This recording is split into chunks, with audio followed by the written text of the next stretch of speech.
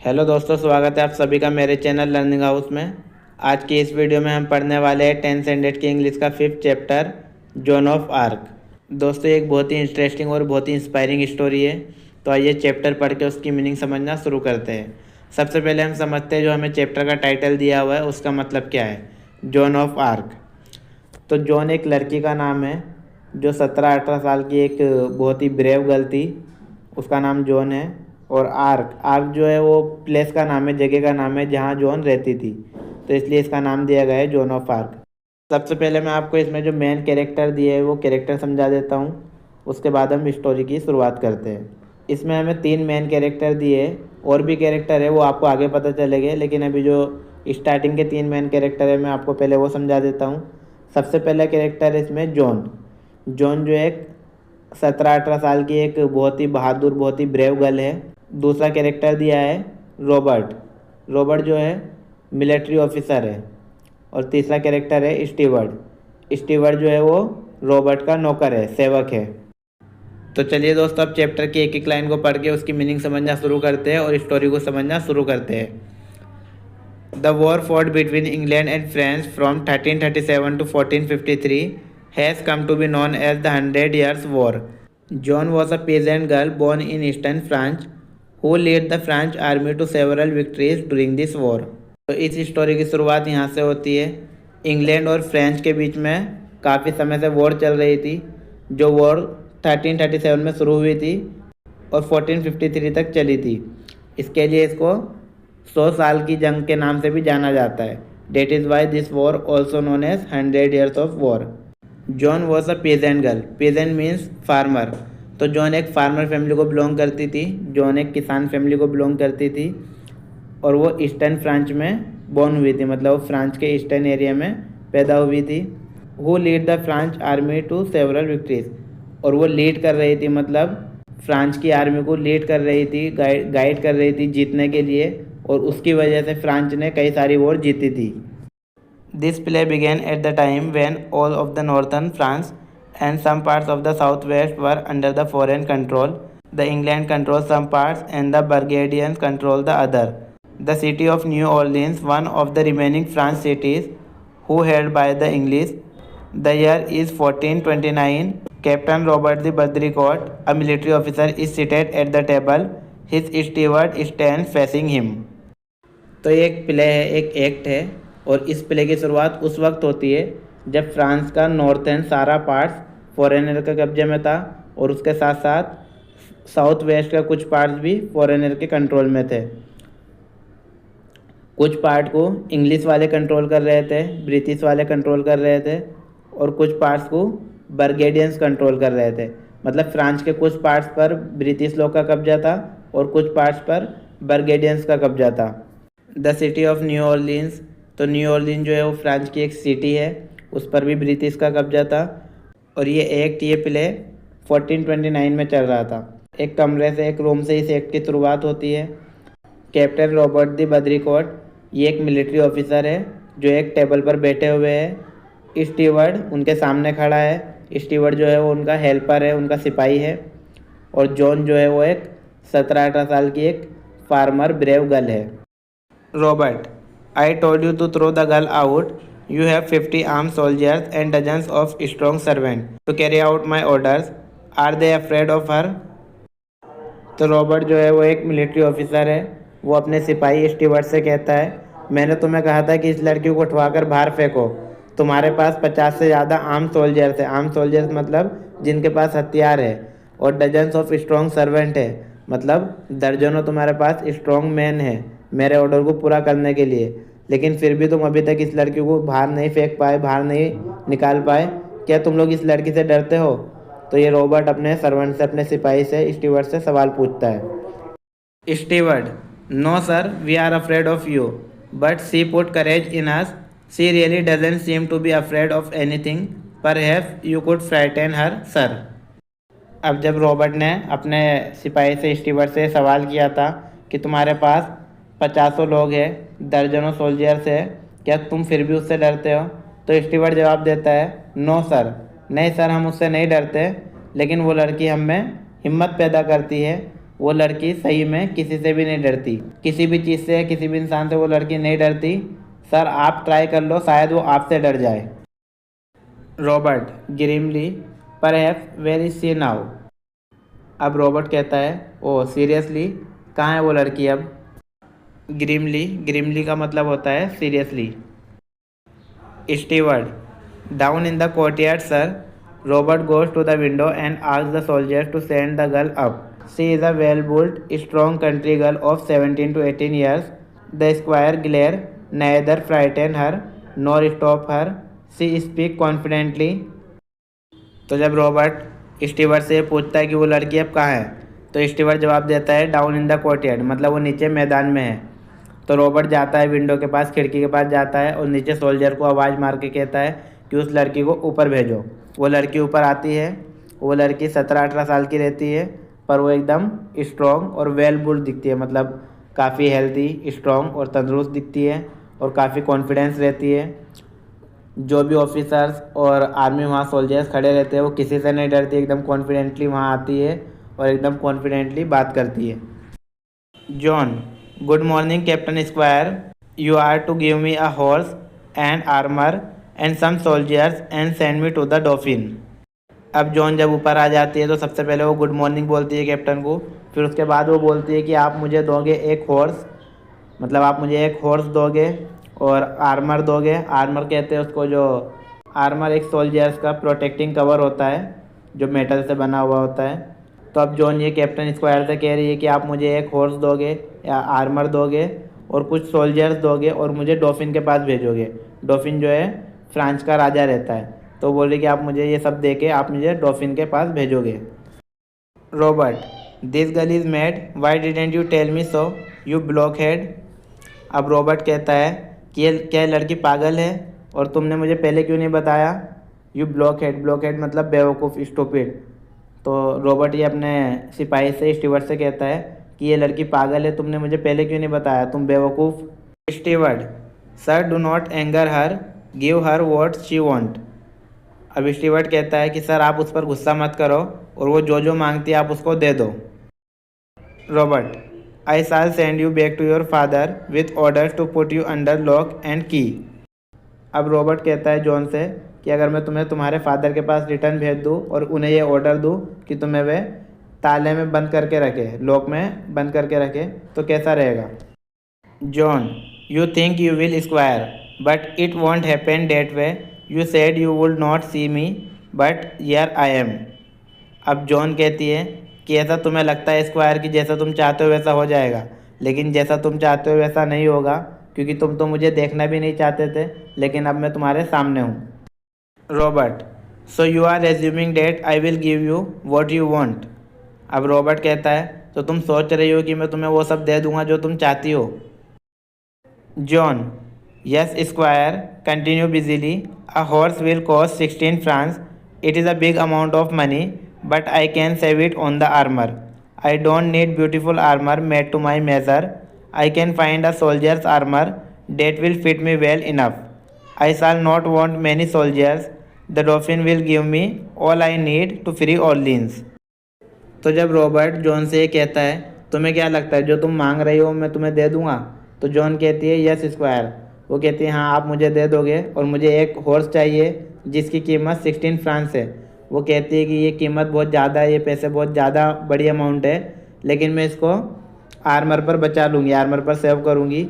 मतलब मुझे मेरे नाप का नया आर्मर नहीं चाहिए, मैं किसी सोल्जर्स का जो मेरे ऊपर फिट आ जाए वैसा आर्मर ले लूँगी। आर्मर कहते हैं जो सोल्जर्स का कवरिंग कवर होता है, मतलब जो लोहे का बना हुआ, मेटल का बना हुआ एक कवर होता है जो इंसान को प्रोटेक्ट करने के काम में आता है। फिर वो कहती है कि मुझे ज़्यादा सोल्जर्स भी नहीं चाहिए और मुझे जो कुछ भी चाहिए रहेगा तो वो डॉफिन मुझे दे देगा, डॉफिन जो वहाँ का राजा है। Robert, shock to free Orleans. अब रॉबर्ट शॉक हो जाता है और कहता है टू फ्री ऑर्लिन्स, मतलब ऑर्लिन जो सिटी है जिस पर ब्रिटिश ने कब्जा कर रखा है, तो जॉन उसको फ्री कराने की बात करती है तो रॉबर्ट शॉक हो जाता है और कहता है शॉक होकर टू फ्री ऑर्लिन्स, ऑर्लिन को फ्री कराने के लिए। John simply, yes squire, 3 men will be enough for you to send with me, Polly and Jack have promised to come with me. अब जॉन कहती है हाँ स्क्वायर, सिर्फ 3 इंसान आप मेरे साथ भेज दो, वो मेरे लिए काफ़ी रहेंगे। और पॉली और जैक ने मुझे प्रॉमिस किया कि वो लोग मेरे साथ आएंगे। Robert, you mean monsieur de Poulengey. अब रॉबर्ट कहता है तुम्हारा मतलब है monsieur de Poulengey. Joan, yes squire, Jack will come willingly, he is a very kind gentleman and give me money to give to the poor. I think John Godsave will come and Dick the archer and their servants John of Horncourt and Julian. There will be no trouble for you, Squire. I have arranged it all. You have only to give the order. अब जब Robert John से पूछता है तुम्हारा मतलब है मोंसियर दी पोलिंगी, तो John कहती है हाँ स्क्वायर। और फिर जो जो जॉन के साथ जाने के लिए रेडी थे, जॉन उन सबके नाम बताती है। जॉन बताती है जैक अपने आप से मेरे साथ चलने के लिए तैयार है और वो बहुत जेंटलमैन है, मतलब बहुत दयालु है, और उसने मुझे पैसे भी दिए थे गरीबों में बांटने के लिए। और मुझे लगता है कि जॉन गॉडसे भी मेरे साथ आएगा, डिक द आर्चर और उसके नौकर्स भी मेरे साथ आएंगे, जॉन ऑफ हॉर्नकोर्ट और जूलियन भी मेरे साथ आएंगे। फिर वो कहती है कि स्क्वायर तुम्हारे लिए कोई मुसीबत नहीं होगी, तुम्हें बस सिर्फ मुझे ऑर्डर देना है, बाकी सब मैंने अरेंज कर रखा है। Robert to the steward, is this true about the monsieur de Poulengey. अब रॉबर्ट स्टीवर्ड से पूछता है क्या मोंसियर डी पोलिंगी के बारे में ये सच बात है। Steward eagerly, yes sir, and about monsieur de Metz too, they both want to go with her.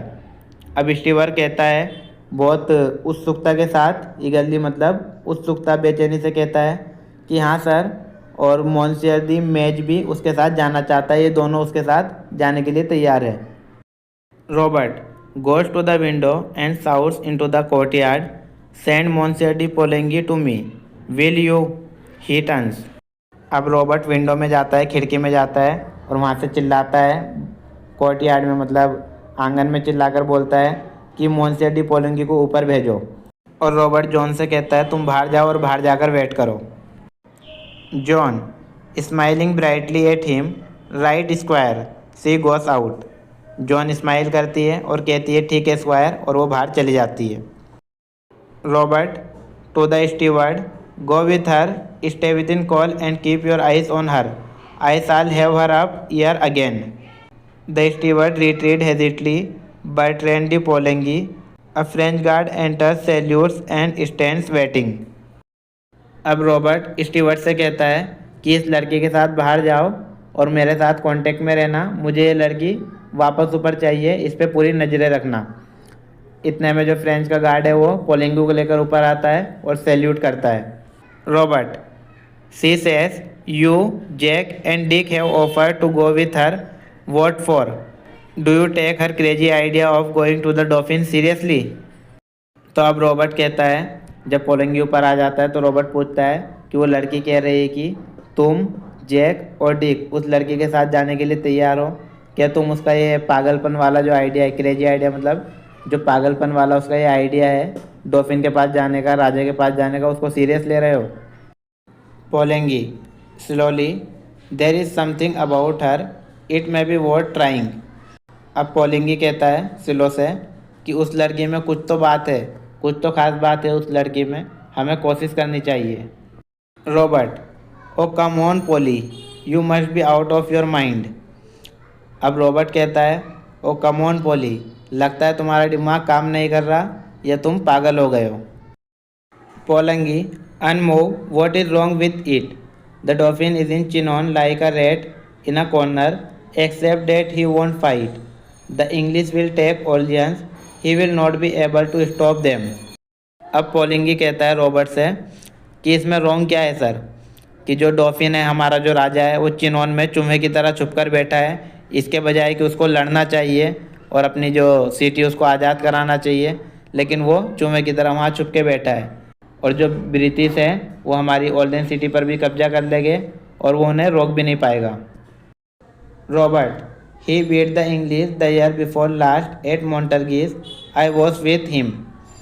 अब रॉबर्ट कहता है कि उसने 1 साल पहले ही मोंटरगिस में ब्रिटिश को मारा था। पोलिंगी but his men are cow and now he can't work miracles. And I tell you that nothing can save our side but now a miracle. अब पोलिंगी कहता है लेकिन उसके आदमी डरते हैं। काव काव का मतलब होता है डरना। जो उसके सोल्जर्स है डॉल्फिन के, जो उसके आदमी है, वो डरपोक है, डरते हैं। और फिर पोलिंगी कहता है, और सर मैं आपसे एक बात और कहता हूँ कि अब कोई मिरेकल, मिरेकल बोले तो कोई जादू का होना, कोई चमत्कार होना, तो अब किसी चमत्कार के अलावा, किसी मिरेकल के अलावा हमें और कोई नहीं बचा सकता। अब जो कुछ भी होगा वो किसी मिरेकल से या चमत्कार से होगा। Robert, miracles are all right, Polly. The only difficulty about them is that they don't happen nowadays. अब रॉबर्ट कहता है, मिरेकल तो ठीक है पोली, मतलब मिरेकल होना, चमत्कार होना, ये सब ठीक है, लेकिन मुश्किल ये है कि आजकल कोई मिरेकल, कोई चमत्कार हो नहीं रहे।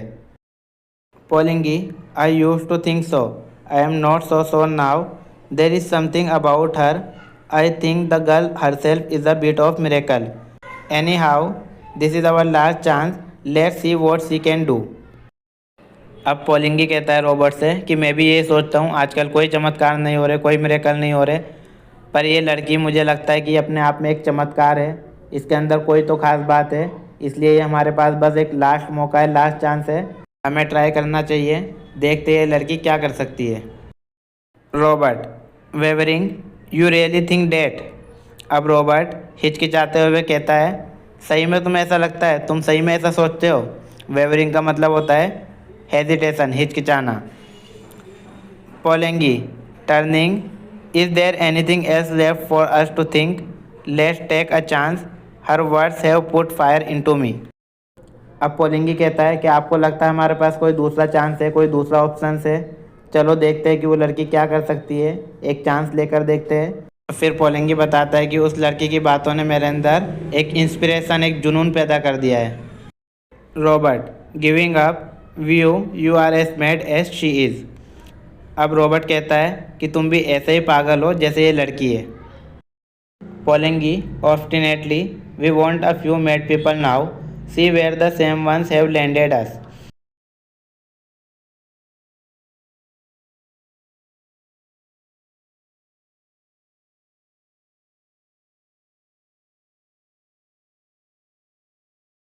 अब पोलिंगी थोड़ा जिद्दी तरीके से कहता है कि फ़िलहाल हमें कुछ पागल लोगों की ज़रूरत है जिनके अंदर जुनून भरा हो, क्योंकि जो नॉर्मल माइंड वाले पीपल है उनकी वजह से देखो आज हम किस हालत में आ गए। Robert, I feel like a fool still if you feel sure. अब रॉबर्ट कहता है कि मैं अभी भी पागल जैसा महसूस कर रहा हूँ, अगर तुम्हें अभी भी ये श्योर लगता है, मतलब अगर तुम्हें अभी भी ये पक्का लगता है। Poulengey, I feel sure enough to take her to Chinon unless you stop me. अब पोलिंगी कहता है कि मैं इस बात को लेकर श्योर हूँ कि उसे चिनोन लेकर जाना चाहिए, और मैं उसको चिनोन लेकर जाने के लिए रेडी हूँ, अगर आप मुझे ना रोको तो। Robert, do you think I ought to have another talk with her. अब रॉबर्ट कहता है पोलिंगी से, क्या तुम्हें लगता है कि मुझे उस लड़की से फिर बात करनी चाहिए। Poulengey, going to the window, yes yes Joan come up. अब पोलिंगी विंडो के पास जाता है, खिड़की के पास जाता है और कहता है हाँ, और फिर वो जॉन को कहता है कि जॉन ऊपर आ जाओ। पोलिंगी, ग्रेवली, बी सीटेड जॉन। अब जॉन ऊपर आती है, पोलिंगी उसको कहता है कि जॉन बैठ जाओ। ग्रेवली, ग्रेवली का मतलब होता है seriously. Robert, what is your name. अब रॉबर्ट जॉन से उसका नाम पूछता है। रॉबर्ट कहता है तुम्हारा नाम क्या है। John, they always called me jenny in Liren, here in France I am John, the soldiers call me the mad. अब जॉन बताती है कि वे मुझे जेनी कहते हैं लेरेन में, और यहाँ फ्रांस में मैं जॉन हूँ, और सोल्जर्स मुझे मैड कहते हैं। Robert, how old are you. अब रॉबर्ट पूछता है जॉन से कि तुम्हारी उम्र कितनी है। Joan, 17, so they tell me, it might be 19, I don't remember. अब जॉन कहते हैं कि वो लोग कहते हैं कि मैं 17 की हूँ, पर 19 की भी हो सकती हूँ, मुझे याद नहीं है। Robert, I suppose you think raising a siege is as easy as chasing a cow out of the meadow, you think soldiering is anybody job. अब रॉबर्ट कहता है मुझे लगता है तुम सोच रहे हो कि शहर को आज़ाद कराना ऐसा ही है जैसे कि किसी मैदान से किसी गाय को भगा देना।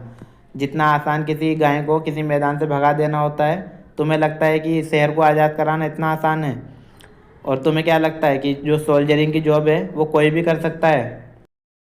John, I don't think it can be very difficult if God is on your side. तो जॉन कहती है कि मुझे नहीं लगता कि ये इतना मुश्किल है, शहर को आज़ाद कराना इतना मुश्किल है अगर गॉड हमारी साइड हो तो। Robert grimly, have you ever seen English soldiers fighting?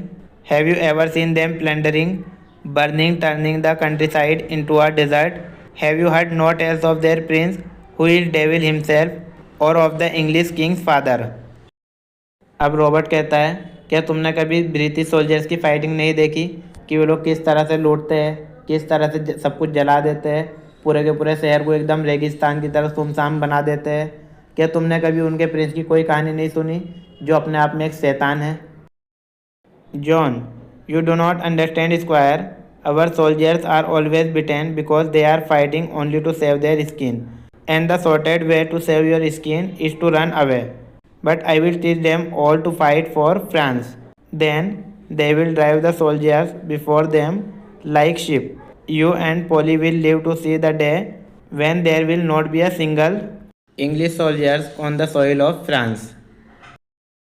अब जॉन ये बता रही है कि स्क्वायर तुम नहीं समझे कि हमारे सोल्जर्स क्यों पिटते हैं। जॉन बता रही है कि हमारे सोल्जर्स इसलिए पिटते हैं क्योंकि वो हमेशा अपने आप को बचाने के लिए, अपनी स्किन को बचाने के लिए लड़ते हैं। और अपने आप को बचाने का, अपनी स्किन को बचाने का सबसे आसान तरीका होता है कि मैदान से भाग जाओ। लेकिन मैं इनको सिखाऊंगी कि अपनी कंट्री के लिए लड़ना है। मैं इनको ये सिखाऊंगी कि हमें फ्रांस के लिए लड़ना है, अपनी कंट्री के लिए लड़ना है। तो जब ये अपनी कंट्री के लिए लड़ेंगे तो फिर इनमें से कोई नहीं भागेगा। और जब ये नहीं भागेंगे, ये अपनी कंट्री के लिए लड़ेंगे, तो फिर जो सामने वाले हैं जिन्होंने हमारी कंट्री पर, हमारे शहर पर कब्जा कर रखा है, वो सारे यहाँ से भाग जाएंगे। और फिर जॉन ये कहती है कि तुम और पोली उस दिन के लिए ज़िंदा रहोगे। वो दिन देखोगे कि जब हमारे फ्रांस पर एक भी ब्रिटिश सोल्जर्स नहीं दिखेगा। Robert to Poulengey, this may all be nonsense Polly, but the truth might just be inspire by it, though nothing that we say seems to put any fire into them, even the Dauphin might believe it, and if she can put some fight into them, she can put it into anybody. अब Robert कह रहा है पोलिंगी से कि ये सारा एक पागलपन है, जो बातें जॉन कह रही है सारी बेकार की बातें हैं। फिर रॉबर्ट कहता है, लेकिन अगर ये सैनिकों के अंदर जोश पैदा कर सकती है, अगर वे इसकी बातों से इंस्पायर हो सकते हैं, क्योंकि हमारी बातों का तो कोई असर सैनिकों पर नहीं होता, लेकिन अगर इसकी बातों से वे इंस्पायर हो जाते हैं, और हो सकता है कि डॉल्फिन को ये इसकी बातें बेकार लगे, लेकिन अगर इसकी बातों से डॉल्फिन इंस्पायर हो जाता है, डॉल्फिन के अंदर हिम्मत आ जाती है, तो फिर ये किसी के भी अंदर हिम्मत ला सकती है। Robert turning to Joan, now you listen to me and don't cut in before I have time to think, your order are that, you are to go to Chinon under the escort of this gentleman and 3 of his friends. अब Robert Joan की तरफ मुड़ता है और John से कहता है, मेरी बात ध्यान से सुनो और बीच में मत बोलना, जब तक मैं अपनी बात पूरी ना करूँ बीच में मत बोलना। तुम्हारा ऑर्डर ये है, मतलब तुम ये चाहती हो कि तुम्हारे साथ ये जेंटलमैन और इसके 3 दोस्त चिनॉन जाए, और मुझे इसके लिए सोचने के लिए थोड़ा टाइम चाहिए। Joan radiant clasping her hands, oh thank you squire. फिर जॉन स्क्वायर को थैंक यू बोलती है। Poulengey, how is she to get into the royal presence. अब पोलिंगी कहता है कि ये राजा के सामने जाएगी कैसे। Robert, I don't know, how did she get into my presence, I will send her to Chinon and she can say I sent her. Then let come what may, I can do no more. अब Robert कहता है, मुझे नहीं पता कि वो राजा के सामने कैसे जाएगी, वो मेरे सामने कैसे आई, मतलब मैं भी उसको अपने सामने नहीं देखना चाहता था, लेकिन फिर भी वो मेरे सामने आ गई, तो मैं उसको चिनॉन भेज दूंगा। चिनॉन में जाके वो ये कह सकती है कि मैंने उसको भेजा है। उसके बाद फिर जो भी होएगा देखा जाएगा, उसके आगे मैं कुछ नहीं कर सकता। Joan, and the dress, I may have a soldier dress squire. तो जॉन स्क्वायर से कहती है, स्क्वायर मुझे सोल्जर की ड्रेस चाहिए। Robert, take what you please, I wash my hands of it. अब रॉबर्ट कहता है, तुम्हें जो चाहिए वो ले लो, अब मैं इसके आगे कोई जिम्मेदारी नहीं लेता। Joan wildly excited by her success, come Polly, she dashes out. अब जॉन अपनी सक्सेस से बहुत एक्साइटेड थी, बहुत खुश थी। फिर वो पोली को बुलाती है, कहती है चलो पोली, और वे दोनों बाहर चले जाते हैं। Robert shaking Poulengey's hand, goodbye old man, I am taking a big chance few other man would have done it but as you say there is something about her. अब रॉबर्ट पोलिंगी से हाथ मिलाता है और कहता है good bye. फिर कहता है कि पहले भी काफ़ी लोगों ने ये ट्राई किए हैं, लेकिन जैसा कि तुम कहते हो कि इस लड़की में कुछ तो बहुत अलग बात है, इसलिए मैं इतना बड़ा चांस ले रहा हूँ, इतना बड़ा रिस्क ले रहा हूँ। Poulengey, yes there is something about her, goodbye. अब पोलिंगी कहता है हाँ इस लड़की में कुछ तो खास बात है। फिर पोलिंगी कहता है गुड बाय और यहाँ ये चैप्टर कंप्लीट हो जाता है। तो दोस्तों आपको ये चैप्टर कैसा लगा, आपको ये चैप्टर समझ में आया या नहीं, आपको कमेंट बॉक्स में कमेंट करके बताना है। और अगर ये वीडियो आपके लिए यूज़फुल रही, हेल्पफुल रही, तो इसे अपने दोस्तों के साथ भी शेयर करें ताकि उनकी भी हेल्प हो जाए। और साथ ही में अगर आपने अभी तक चैनल सब्सक्राइब नहीं किया है तो चैनल सब्सक्राइब करें, क्योंकि मैं अपने चैनल पर 10th स्टैंडर्ड की इंग्लिश और हिंदी के सभी टॉपिक्स अपलोड करने वाला हूँ, इंक्लूडिंग ग्रामर टॉपिक्स। साथ ही वीडियो को पूरा देखने के लिए धन्यवाद।